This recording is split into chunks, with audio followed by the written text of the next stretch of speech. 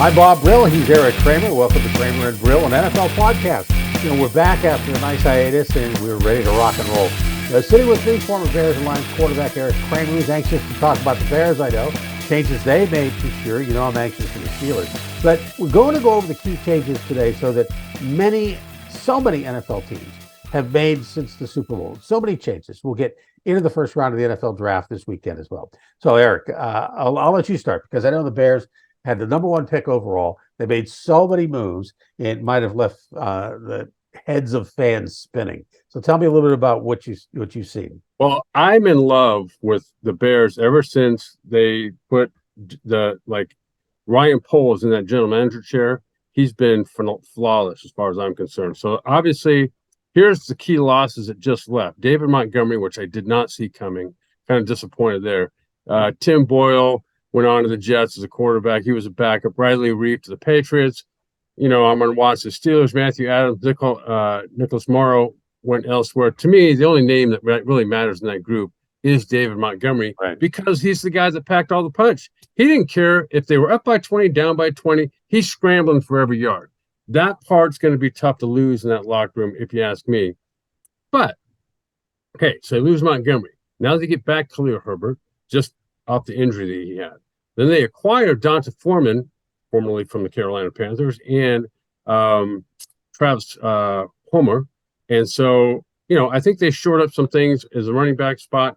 They acquired DJ Moore, which instant credibility is what he gives that the receiving room that they didn't have at any time last year.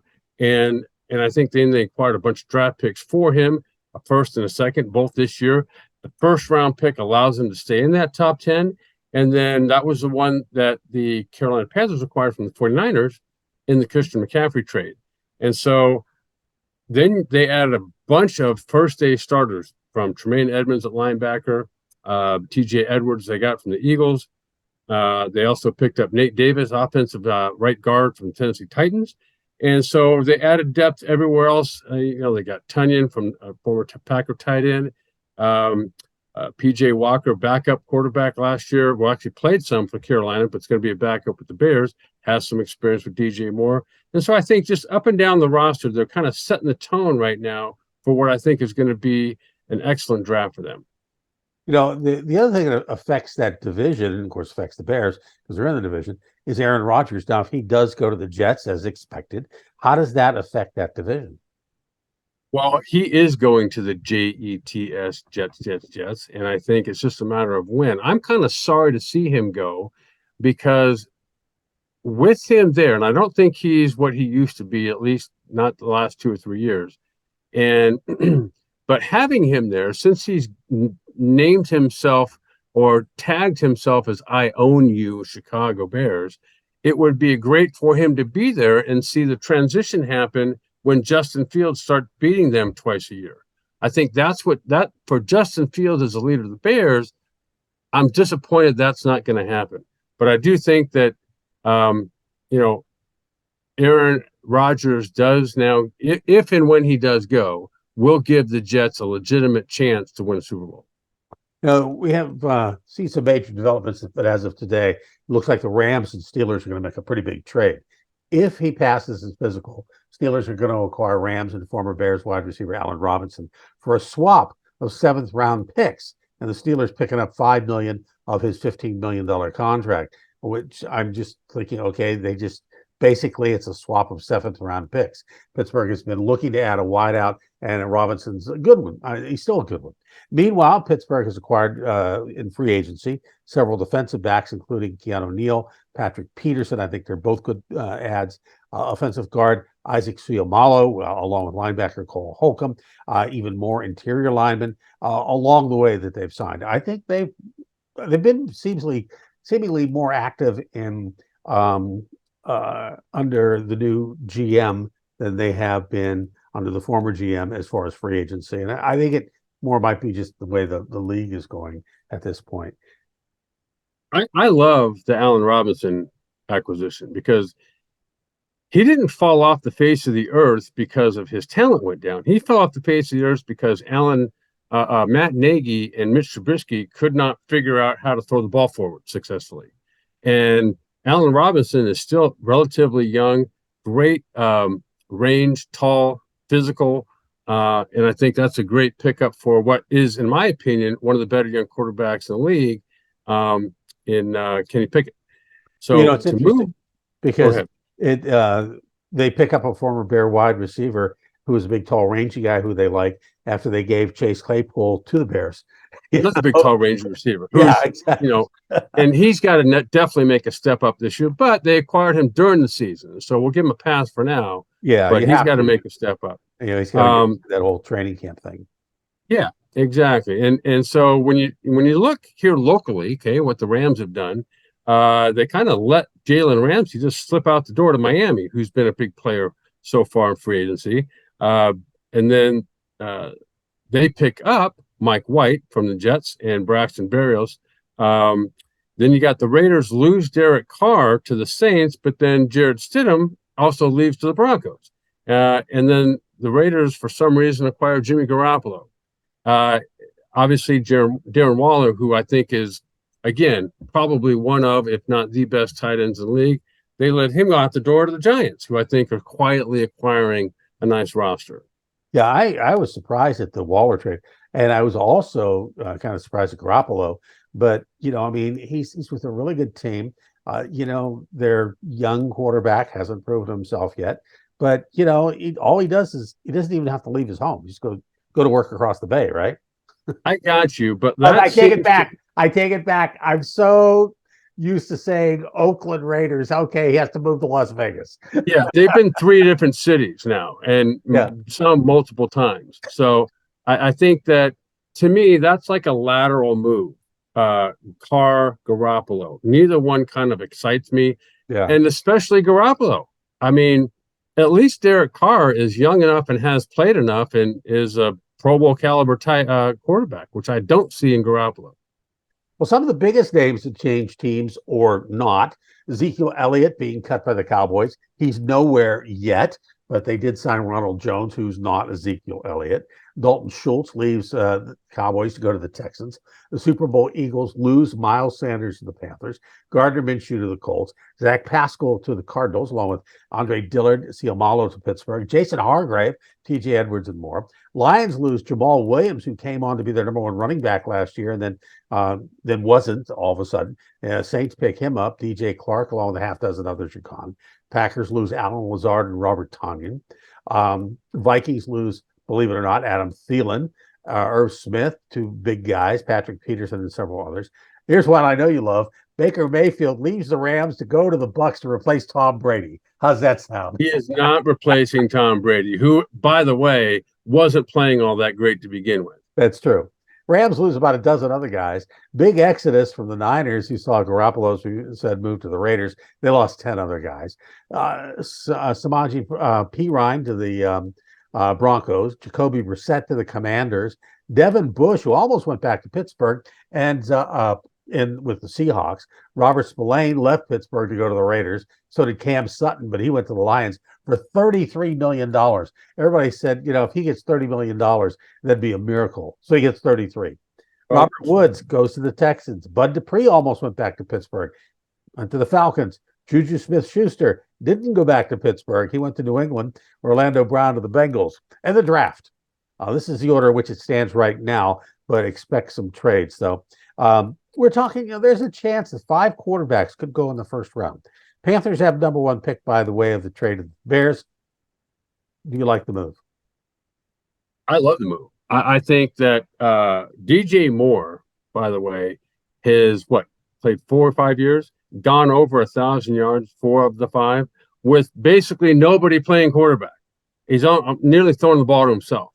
And to go back a step, let me say this about all the names you just named who's moving around. The most significant of which I think is Samaji Perine. I love that guy, what he brings as a running back and the versatility, not only as a runner, but as a receiver, and he runs hard. And so I think the Broncos, again, I think have made another good move there.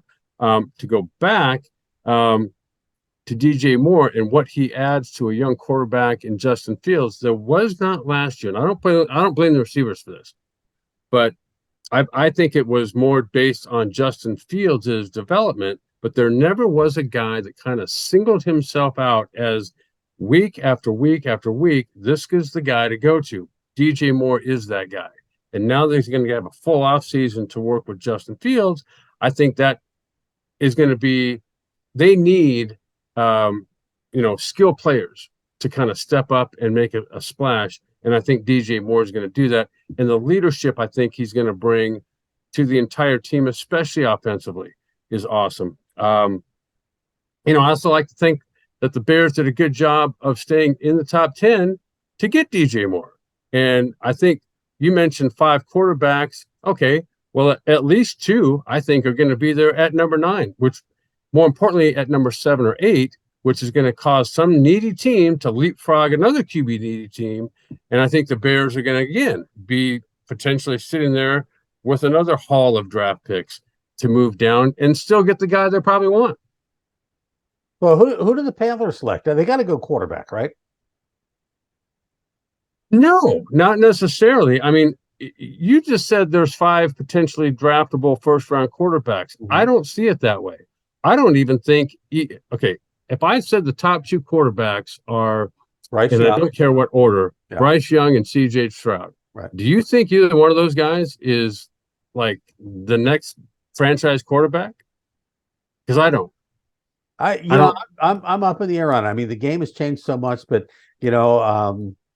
everybody wants that mobile guy who can still throw the ball long. So I got it. But I'm just saying, so far, I don't see it. But will the Panthers make that move for that guy? I don't know. They're in prime position to trade right down again. And they need help everywhere.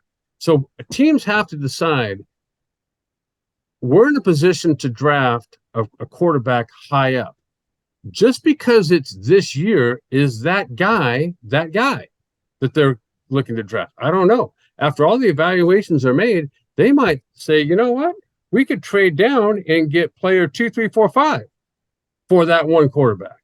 And so, I don't know. There's a lot up in the air that I think is intriguing, that's going to make this draft exciting, because you're going to have a lot of teams, not just the Bears, potentially trade down. Yeah, I think you're right. I think there's going to be a lot of activity, and the second pick is basically in the same position. Houston picks second at the moment. I got to think they're also thinking quarterback, but they may go edge. They may be in that trade position with Indianapolis. I agree with you. There's no doubt they need a quarterback, but so does a lot of teams, and there's maybe 6, 7 teams that don't. So. And like you said, there's some good edge rushers. There's some good defensive tackles. There's some good running backs, receivers. And so the opportunity to trade down for some of these teams that have high draft picks is, viable, very viable. 2 very needy. It's not like the Houston Texans only need a quarterback. And it's a lot of same with the other teams that are all drafting up high. They need a lot of players. And so using players that someone else might see, hey, I'll give up a boatload just to have a quarterback. Maybe they determine that is the guy. And so, there's a lot of movement I'm looking forward to seeing here in 8 or 10 days. So, it's going to be fun. With Arizona on the clock, I got to think that Arizona's looking for edge. I mean, edge is a big factor this year. There's a lot of good guys out there. And of course, that is a huge part of the game now. Here's a perfect scenario of what I just mentioned. Here's Kyler Murray. Who in the room here thinks Kyler Murray has established himself as the guy in Arizona? No one. But they've paid him so much money. Here's the one skill he does not have that I don't see: work ethic. And nobody gets offered a contract that stipulates you have to study. That doesn't happen to anybody. And so it happened to him. Why? Because he clearly doesn't. And so it didn't make its way into the contract, but it, to me, showed a glaring weakness in Kyler Murray, just in his maturity. And so they can't go for a quarterback because they're married to him, unfortunately. Right. And so maybe they go edge rusher. Like I said, the door's wide open because the new coach. Who's the new coach there now? Oh golly, because they fired Cliff. What's his name? Yeah, Kingsbury's out, but whoever it is going to have some time to build up what was like Cliff Kingsbury laid that organization and that roster to waste.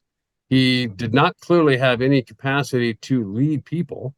And so I think the new coach is going to have some time to overcome what he just inherited.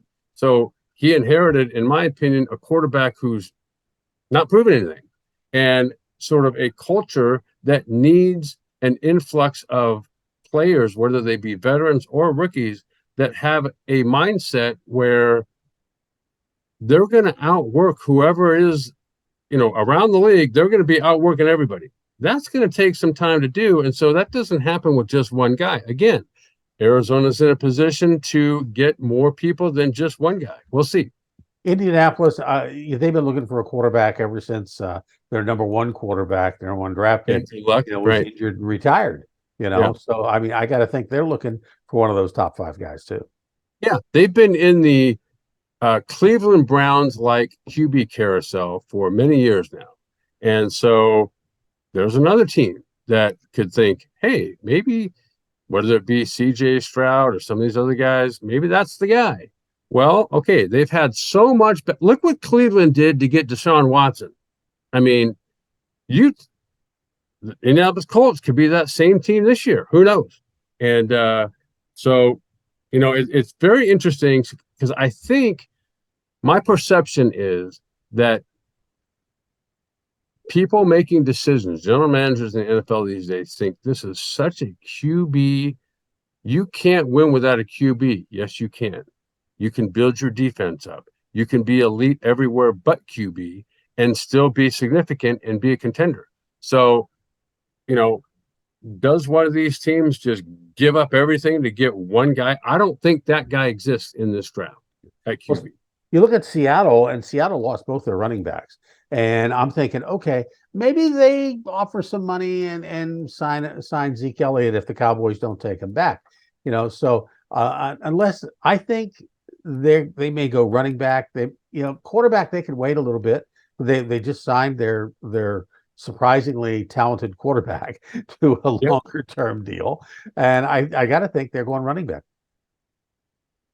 They could go a lot of directions, and I think Pete Carroll's proven to people that, at least to me, that he and John, what's the general manager's name there in Seattle?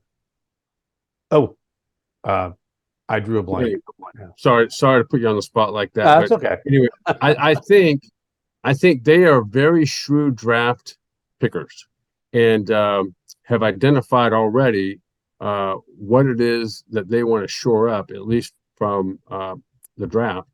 And so you're right. I mean, it could be a running back. Geno Smith is a quarterback. I don't think, certainly he surprised a lot of people, probably least of all the Seahawks last year. And so that's a position they don't need to go run after. And so they can build up around him, offensive line, defensive line. There's a lot of moves they can make. I'm thinking the guy that I think should be being talked about more, who's not, is that 3-technique tackle out of Pittsburgh. And I can't think of his name right now, but that's another guy the Bears could be targeting, as well as some of these other teams high up in the draft. Defensive line, so many people are looking for nose tackles at this point. And I know we get to Detroit, and I know they're looking nose tackle, but the suggestion has been a guy you don't like, and that's Jalen Carter. Well, he's been talked about as though he's potentially the best defensive lineman in football. And that includes Will Anderson and all the others. But if you look at what he's done off the field since winning the national championship, speeding and reckless and, just out of control, then has his own pro day where you would think he'd be in shape, wasn't. And the couple games that I saw where he played last year, he was a non-factor in the game. Now, if he, if teams see something in him that I don't, and the Lions possibly being one of those, could pair him up and he just explodes onto the scene, kind of like Aiden Hutchinson did last year, their defensive end that they selected second overall out of Michigan. You pair those two up, and now you want a bully type of mentality on that defensive line.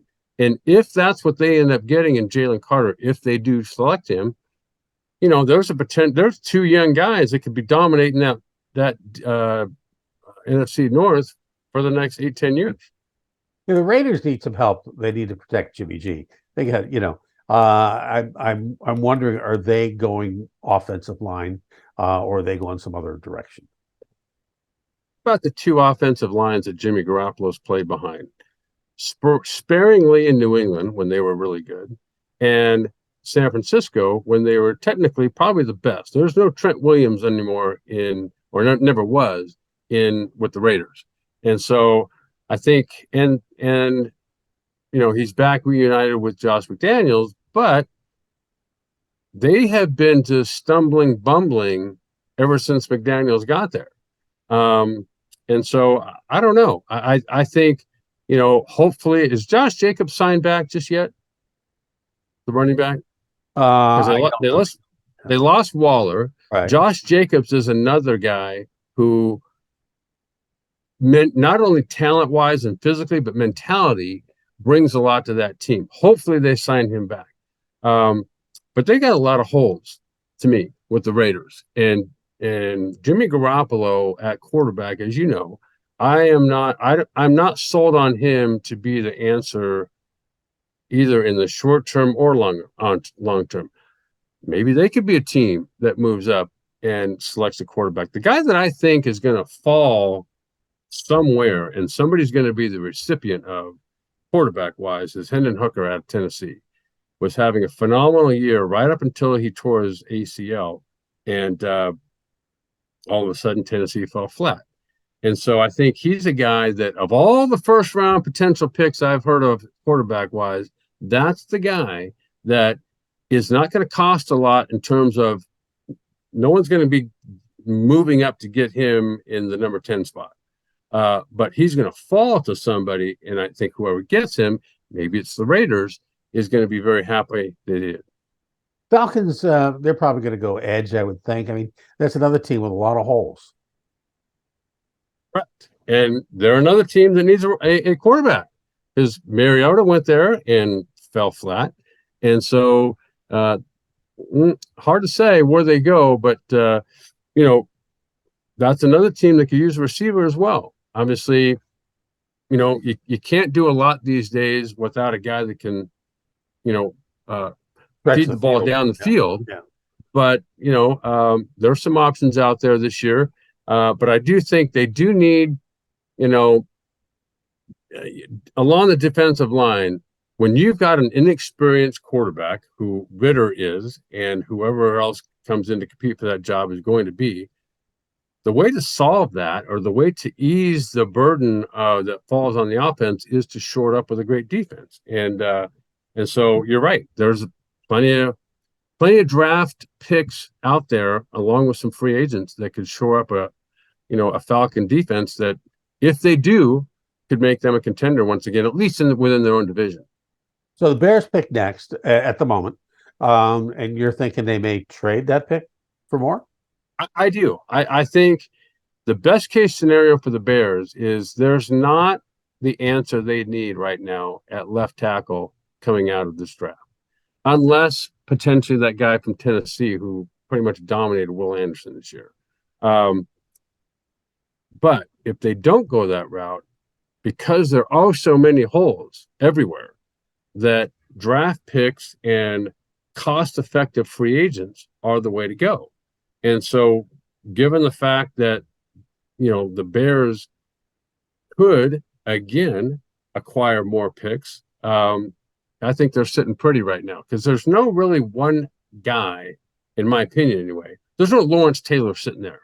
There's no, from what I can see, there's no quarterback that's going to come in and just, there's Peyton Manning.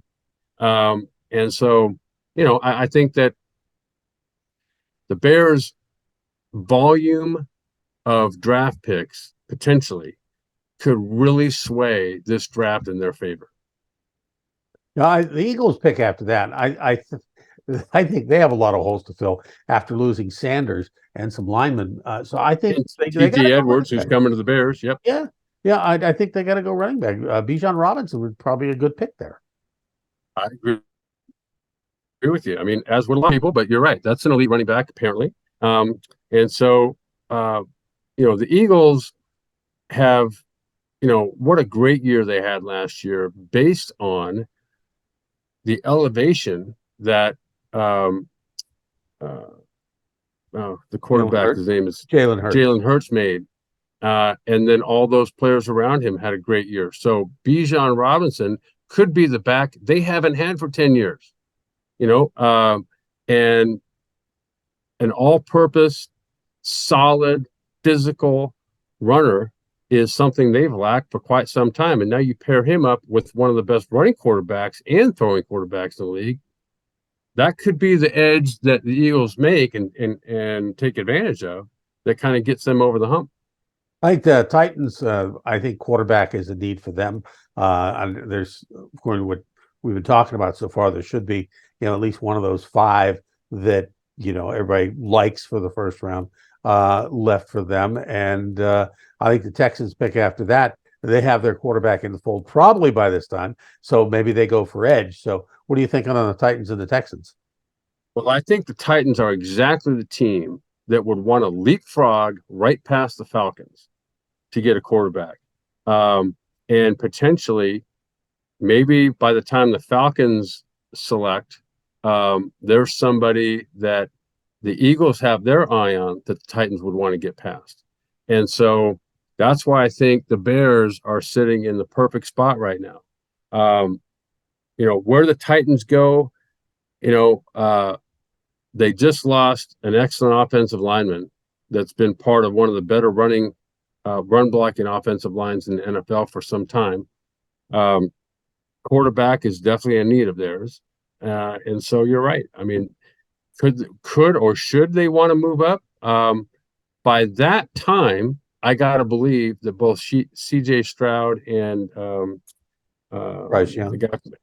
Bryce Young would be gone. And so now you're talking about Will Levis and I think the name that I cannot fathom is Anthony Richardson out of Florida. I mean, there's nothing about his game that says go get him. But yet, you're right. The Titans might want to combine him, who's an excellent athlete and can throw the ball, with Derrick Henry. And so that could be a nice combination as well. Jets, they need an offensive line, especially if Mr. Rogers comes to town. So there's no doubt. But there's a team that for the first time in a very long time is stacked everywhere. And at every position, offensively, defensively, they need depth, no doubt. But Aaron Rodgers, and I'm thinking in their mind, hey, if we're ever going to have a chance again at a Super Bowl, at least in this next 5 or 6 years, it's going to be with Aaron Rodgers. And who knows how long he's going to be there, because he was just recently talking about 90% sure I'm going to retire. Well, okay. Does that mean if you do play this year, what about next year? Who knows? And so I think that as long as the Jets don't have to give up a ton to get Aaron Rodgers, I think it's going to be a great move. Patriots, I got to think they're going D-back. It's something they've needed. And, Bill Belichick is a surprise type guy, but, he's also in a good position here. When's the last time the Patriots had the worst quarterback in their own division? Yeah, a long time. So you're right. Do they need to go out and get a quarterback? Not necessarily, but they need to shore up the offensive line. They need playmakers defensively.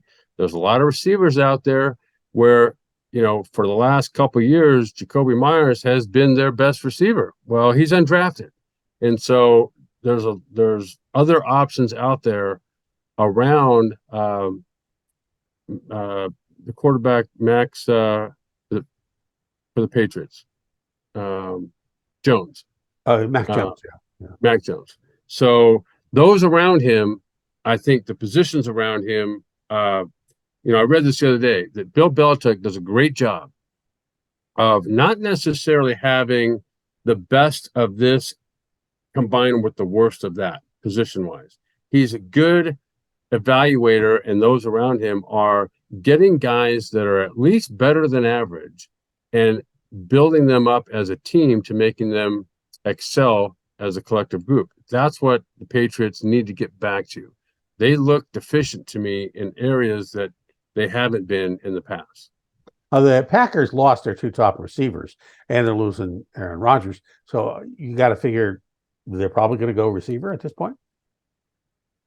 Wouldn't that be ironic if after all these years of never drafting a receiver in the first round to now go get one, now that you've had 30 some odd years of two Hall of Fame quarterbacks playing? I don't know, but I think who's the quarterback that they have that's not going to step up? Jordan Love. I think Jordan Love has shown them as an organization that he is a guy that over time is going to step right in to where Aaron Rodgers just left. And so, yes, it makes sense to get as many good moving parts around him. They just lost Tunyon, but Tunyon also had an ACL tear, I believe, last year. And so you've got depth issues, on both sides of the ball there. And so they've got their quarterback, so they don't need that in the draft. But you're right. A healthy, good young receiver or receiving / tight end. Some depth along the offensive line. Their offensive tackle, Bakhtiari, is an elite offensive tackle, but the last 2 or 3 years has been hurt every year. And so they're not getting the production there that they've needed. So I think they've got options. The good thing is there's depth everywhere in this draft. And so they've got some good choices as well. Commanders, I mean, where do you start? Maybe a new owner? Right.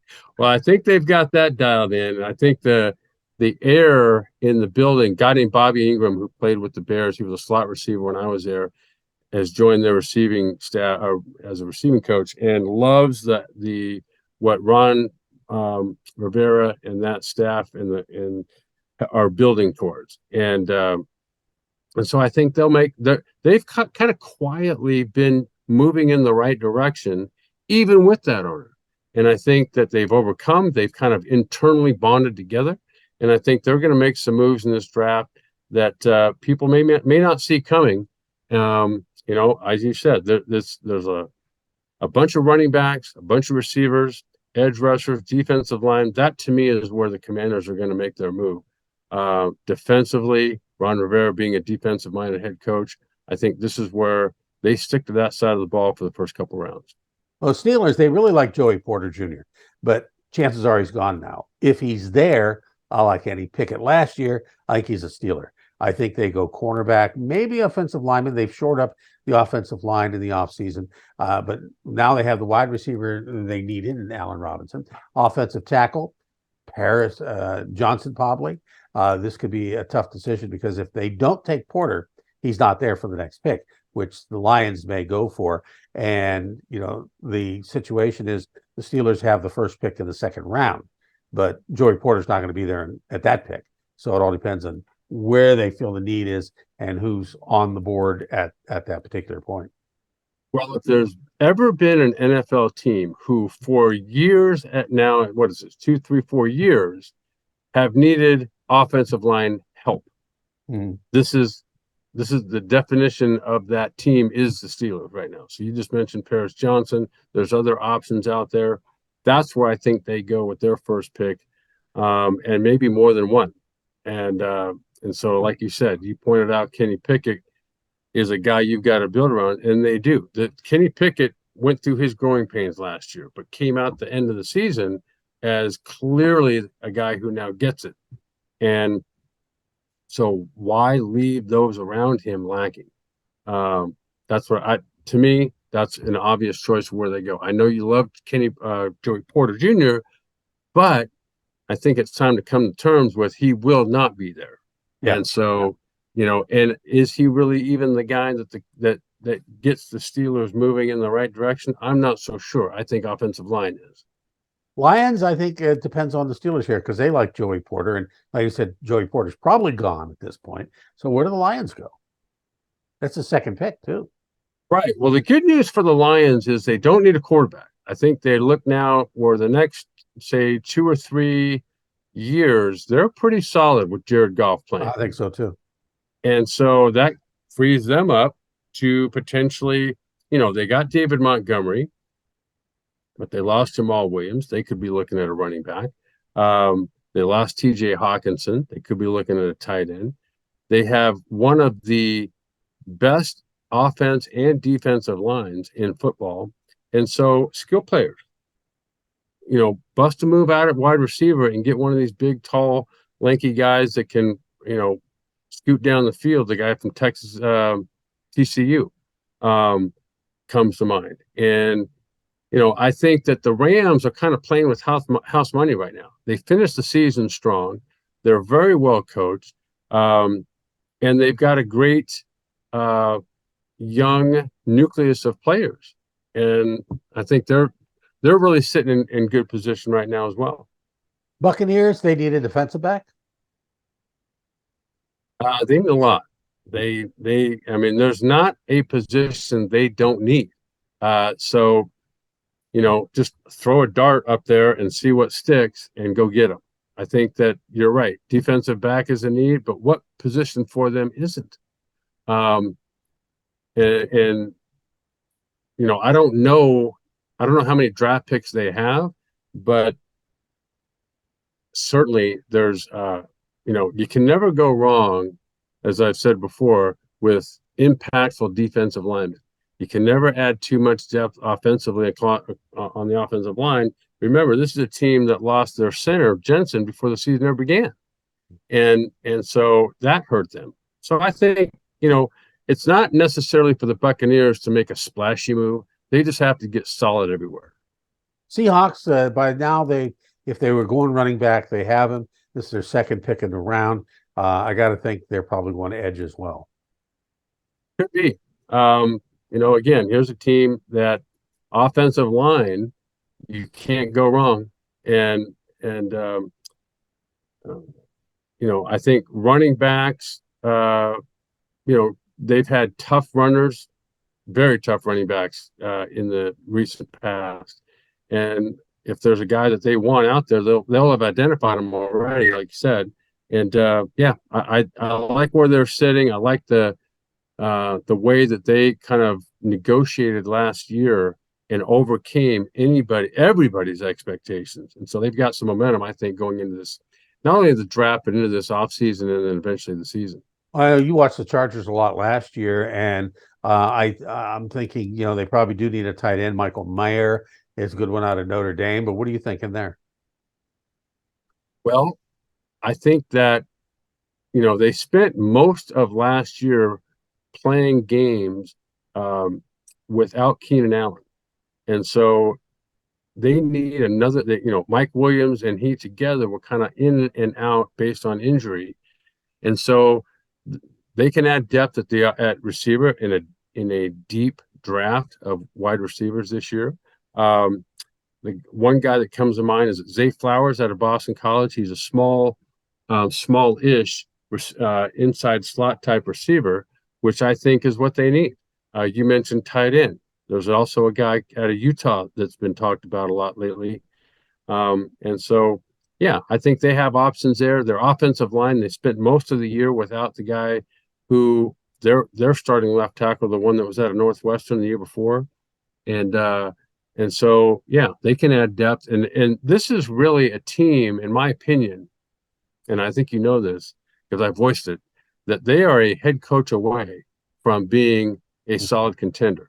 The fact that they are keeping their head coach, I think, is a detriment, but they all seem to believe in him, especially the ownership. But I think the ownership believes in him because they're so cheap.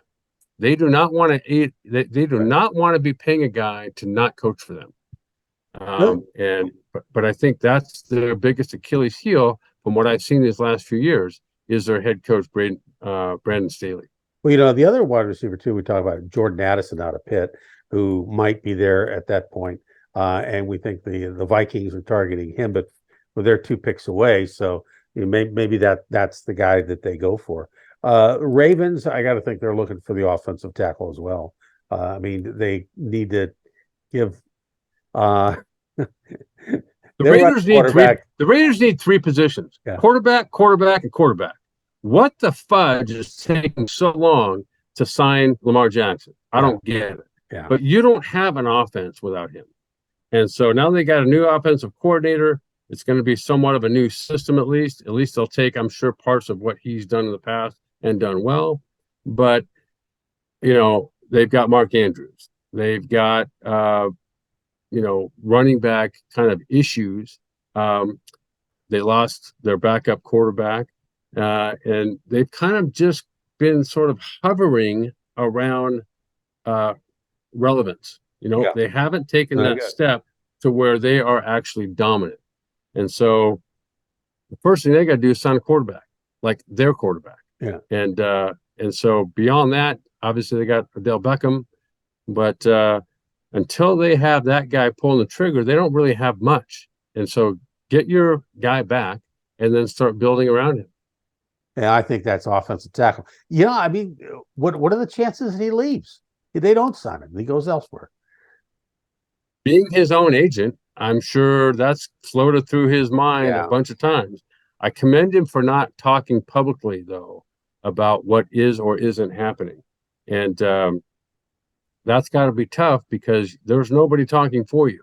And so I don't think he's done anything, at least it doesn't appear, to alienate himself from the team or the organization. So we'll see. But I think he's obviously one of the top, 4 or 5 quarterbacks in the NFL. I wouldn't put him in the top 3, but I certainly would put him in the top 5. yeah, And to think that you're this far, because this was how long have we been talking about Lamar Jackson, a contract now? yeah. Like a couple years. So doesn't make any sense. He needs an agent. Or that. Yeah, Start I mean, start come on. somewhere that makes sense to do something for Yeah, I the mean, betterment of you. I just think it's in this day and age, it's not smart to not have an agent when you're in his position. Maybe some other guys, and I've known some guys, their uncle was their agent or their cousin was their agent, lower level guys, but this is one of the top performers in the NFL, and I'm sorry, you have more things on your plate to worry about than you doing your contract when you can have a lawyer who agent slash professional do that job for you. I just don't see it. I just don't see it. I agree with you. The worst thing that ever happened to the Ravens was Deshaun Watson's contract. Yeah. Oh, big time. you know, and, and that's when an agent takes advantage of a team. Cleveland being the stupidest team in the National Football League, I think. Jaguars, I think, go for D, but I want to skip down to the Giants. Looking receiver at this point.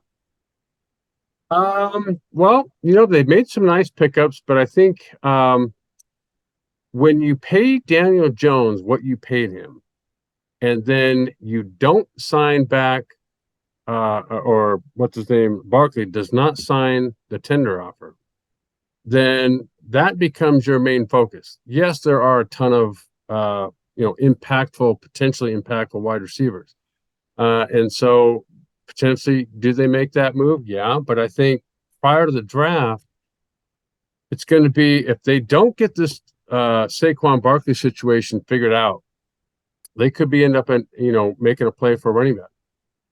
Well, the Cowboys, they have Pollard coming off a major injury, and they just signed him to a big contract and let Zeke go. They're talking also about, Dak's been talking about we want Zeke back. So if they do sign him or they don't sign him, they go for somebody like Jahmyr Gibbs out of Alabama, the running back. Well, I agree with you. They definitely Pollard may not recover. He was the breakaway guy, but he's coming off a major leg injury. He is, and really, when you think about it, it's been Elliott over these past few years that has carried the bulk of the load there at running back, and so you can't just go in with Tony Pollard and a couple other guys. So I think they're going to, no doubt, try to add some depth either in free agency eventually or through the draft. And there are a number of options out there that, in terms of draft picks, that could fill that void for the Cowboys. I don't think Ezekiel Elliott's coming back, no matter how much Dak Prescott would like him back. So I think that ship has sailed. I don't think Ezekiel Elliott is the runner he once was, and it seems to not take long these days for running backs to kind of fall off that cliff from going very productive to being very average. I think one of the coolest minor deals that happened this year was the Bills signing quarterback Kyle Allen to back up Josh Allen. Either way, they got an Allen running the club. So then you throw a wrench in, you got an Allen wrench. But I knew that was coming. So anyway, the Bills, they're still solid. They haven't come over the edge yet, and maybe they're going for an edge at this time. Well, not having Von Miller at the end of last season hurt them a lot. And so you're right. They lost Tremaine Edmonds to the Bears. But the way to impact your defense right now is with a guy that can come away from this season with 16, 17 sacks, no doubt, and be a disruptive force so that wherever he lines up, more than one offensive lineman are paying attention to him. And so you're right. The Bills seem to have a lot of things, a lot of pieces. What they don't have is an impactful edge rusher. They don't have an every down running back that can be a 3-down running back. And that, to me, when Josh Allen is your number one running back, that's a problem.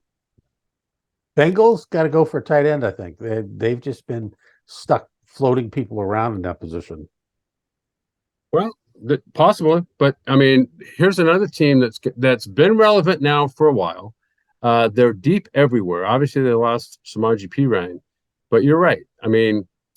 They're loaded receiver, they're loaded running back, they're loaded on both sides of the ball. Tight end and an impactful tight end like a Waller, to use the word, but a Waller, Travis Kelce, a type of guy who can kind of stretch the middle of the field and be a consistent, a guy that can make the little plays, get this, not just 4 or 5 catches a game, but 7, 8 catches a game, and kind of dictate to the defense, you've got to stop it. You got to commit more than one guy to him, or we are going to torch you. That's the kind of defense or tight end I think the Bengals need to kind of, they've been hovering around being relevant to get over the hump and start winning, getting into and then winning Super Bowls. I think offensively, that's the way they need to go. Saints, I like wide receiver here. They need somebody to match up with Derek Carr. I'm thinking their roster, they just need some more depth there. Yeah, what their number one receiver again, Michael. He was hurt a bunch last year. Michael Thomas. Michael Thomas out of Ohio State. Yeah, they need some compliments to him. Obviously, running back would be nice. They got quarterback, but offensive line to me is where you kind of, all other things being equal, that's where teams separate themselves. And the Saints obviously could use some depth and an impactful player along that front, especially at tackle. Now the Eagles, sir, second pick in the round? We figure maybe they've already supplied the running back. Maybe they went edge first time around, and now they're looking for a running back. It's kind of up in the air with them. Well, like we talked about, what they haven't had running back wise is a guy who, kind of like in the mold of what's his name from Alabama, the running back the Steelers have. Najee. Najee Harris. Yeah.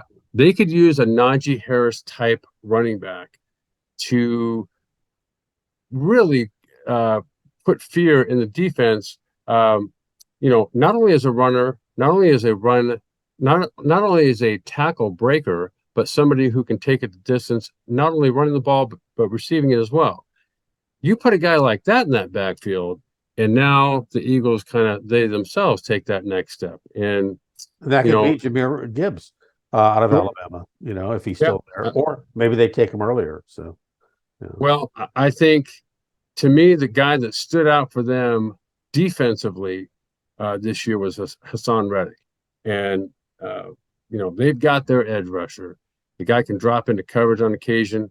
And, there's not a lot that team needs. And so, running back, as you'd mentioned, like that guy from Alabama, could be that guy. And then we have the last pick of the draft and the guys that have the wealth of talent and really is one of those teams they don't really need a whole lot, but they're going to be drafted for something. That's the Chiefs. Yeah.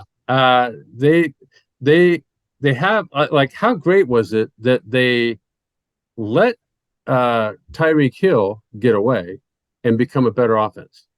And so again, you've got the elite quarterback in this league right now.